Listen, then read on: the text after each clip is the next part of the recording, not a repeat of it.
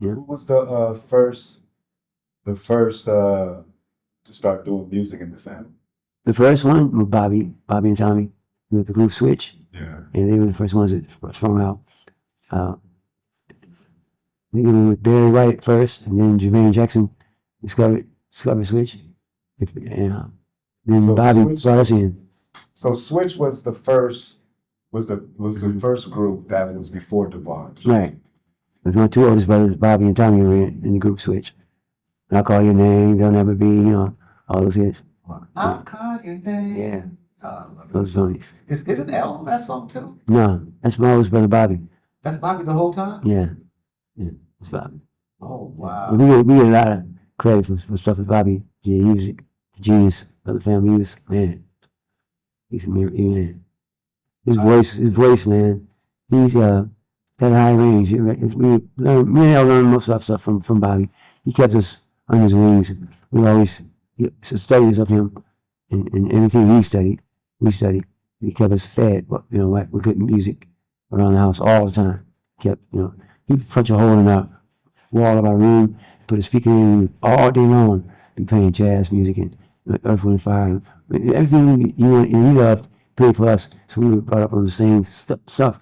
So I guess whatever was in him was put in us as well as gospel music, Andre Crouch, and stuff like that in church. And you said how did Bobby and Tommy get discovered by Jermaine Jackson? Well, the story I've heard, because I was quite young at the time, was Jermaine, Greg Williams in the group had a tape, and Jermaine was in the elevator, and Motown, and he got the tape from him. One of them was Switch, Greg Williams, Bobby's friend, and Jermaine had heard it, and he showcased for Barry Gordy, which is the same thing we ended up having to do as well. And Barry Gordy heard it, fell in love with it. Yeah. I heard Barry Gordy said that Bobby DeBarge was the most talented person he's ever seen. Yeah, he also told us, me and my brothers, that Bobby had more talent in his baby finger than all of us put together, which I agree. Bobby was very, very, very talented. I've always looked up to him. He's a good big brother as well. Did Bobby write any of the DeBarge hits? Yeah, he arranged and produced a lot of, I think it was Tommy Reveal, and he helped me out with some of my songs I did on the album, All This Love album, and in a special way. Yeah, Bobby was very instrumental in writing and producing and arranging. Yeah. Now, wasn't Tommy also a part of DeBarge? No, Tommy was just a bass player for Switch. He played on our music as well. Okay. Yeah, but he wasn't in the group. He wasn't in No, he never in the group. He's outside, we use him as a studio musician. He's a bad bass playing boy. Now, did Bobby bring DeBarge to Motown?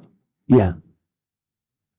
Well, he actually bring us, and we were out here, so we preyed on the fact that being our brother, and he would help us, and he did. Yeah.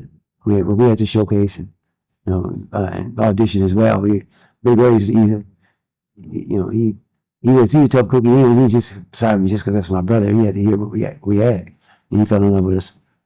And we rehearsed at his house every morning, like 6:30 in the morning. We had to be there rehearsing every day. Mr. Gray made sure we were tight, we were groomed and ready. We were representing him. We weren't signing Motown. We were signing Gordy, which was his label. Wow. So how did it feel when you first met Mr. Gordy? Is he cool? Oh man, he is such a cool dude, man. Cool gangster dude, man. He got so cool, man. He would take us in, private conference rooms and stuff, and tell us little stuff about paper, board bunnies and stuff. He'd deal with it. Man, he's real cool. Pops is cool, man. He always kept us under his wing, so we felt like a father figure as well. So when y'all came to Motown, who else was on there? The label? Yeah. Oh man, everybody was on Motown at that time. They had Rick James and Commodores and Marvin. I mean, no, Marvin was there. Marvin's the only one who wasn't there during the time. But Steve and man, Motown was everybody was cool. We had Stevie play on our album. He played a special way tune. Yeah, man, everyone was cool. Motown accepted us with open arms. with open arms. Now, was I Like It on the first album? Yeah. Not the first album, but the first album they hit, yeah. Is that the same one with Rhythm of the Night? No, that's on Special Way. Rhythm of the Night was a Special Way album. And what was that? That was a Special Way album. I think it was the last one with Motown, with Gordy label, yeah. Okay. So now, I Like It. How did that come about? Well, my brother Randy, we were in Cerritos at the time, and me and I was downstairs. I guess we was in the kitchen making a sandwich or something. Me and Randy jamming upstairs on the guitar, and he was singing and playing his thing on his bass, because he wrote the songs. Randy writes the songs a lot of times on his bass. He's a bass player, so he was singing, and we heard it. We looked at each other like, man, that's a hit, and we both took off running to go jam on. We just knew it right when we heard it. It just had all the, simplicity and everything. The hook was just there, so we knew it. All we had to do was fine tune it from there. Because Randy had to. He's a hook genius, my brother Randy. He comes up with all day long like it's nothing. I ain't gonna lie. I just found out, like maybe earlier this year, that was Randy. I thought that was the whole time. Yeah, a lot of people. Yeah, Randy started off singing. Yeah, it was his song. We just helped him with it. It was his song. Yeah. But L did what was on the song at the end. Yeah, right? That's yeah. I have some second verse on. Are you on that song? Yeah, I'm singing backgrounds on it. Yeah, the lead belongs to Randy and Al on that one. Okay. And that was what year was that? Man, don't do this to me. 83. Okay. So now